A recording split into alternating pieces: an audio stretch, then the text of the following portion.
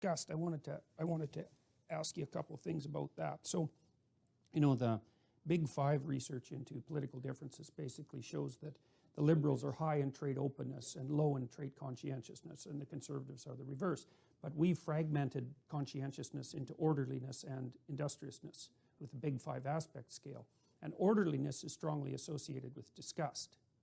So right. It sounds like Freud, yeah. Right, exactly. It does sound a lot like Freud, but it also is in accordance with your observations that conservatives have neater spaces, for example. So now, and their meetings start on time. yes, and yeah, exactly, right.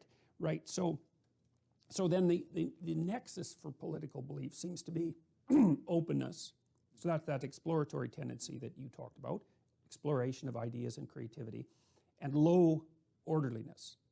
And so then I thought, well, why in the world why would the political nexus go across those dimensions, which are relatively uncorrelated? Then I thought, and this is in keeping with your work on disgust, is that it's an issue of borders, which of course seems more or less self-evident in the wake of Trump's election when he talked about borders. But you might say, and I think this is reasonable, that the conservative is someone who wants the borders between categories to remain intact no matter what level of analysis. So it's borders from the highest resolution level of cognition all the way up to the actual physical borders of rooms, towns, states, countries, all of that. So the borders should be thicker.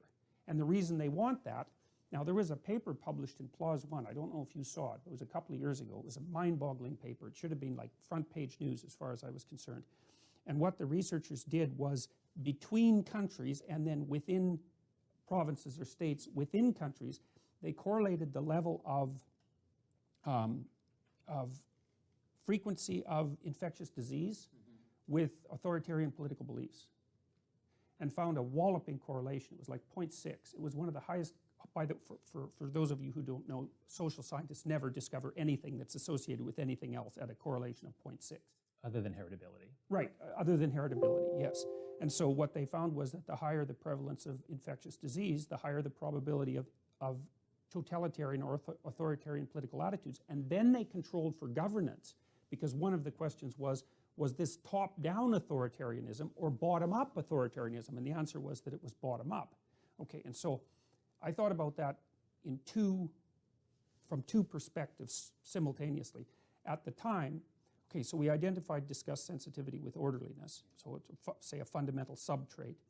Then I was reading this book that was called Hitler's Table Talk, and it was the recordings of virtually everything he said at dinner from 1939 to 1942. Yeah, so it's a spontaneous utterance, say, and it's full of discussions about Jews and gypsies and all the people he tormented. But what's really interesting is all the language is disgust. It's not fear. So Hitler's basic metaphor was that the Aryan race and country was a pure body, and that it was assaulted by parasites, right? And then I remembered what happened to the Native Americans when the Europeans showed up and shook hands. What happened was that 95% of them were dead within 50 years, right? Because of smallpox and measles. And so that border issue that separates conservatives from liberals, let's say, is the conservatives say the novel is potentially contaminating. It's not so much that it's dangerous, that's different, that's fear, it's contaminating. And the liberals say, hold on a minute, if you make the borders too thick, then information can't pass through. Exactly. So that's the omnivore's dilemma right there. Right. And then since we have a biological architecture on which our cognitive platforms are erected, we have the same attitude towards abstract information, which would be ideas, that we do to things like food or illness. Right. And so we can think of an invading idea or a polluting idea or a contaminating idea. That's right. I'm a big fan of George Lakoff, metaphors we live by, that we use our bodily schemata to think about abstract things like politics and like what our policies should be about borders and immigration. There's a Canadian psychologist, Mark Schaller. He and his colleagues have developed what they call an account of the behavioral immune system. Yeah, right. That we don't just try to, microbes killed probably many more of our ancestors than did lions and tigers and bears. And so whoever can keep themselves and their children from being exposed to fatal illnesses wins the evolutionary game. And so a lot of that is judging carefully about people. Is he dangerous? Is she dangerous?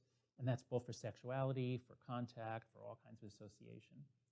So yeah, in a lot of ways, our emotions and our bodily interactions structure how we think and feel about social and moral. Well, even with the Black Death in Europe, I mean, so the Black Death occurred in Europe when the Europeans started to move around the world, and they brought back rats that were infected. Exactly. So what you saw there was both of those forces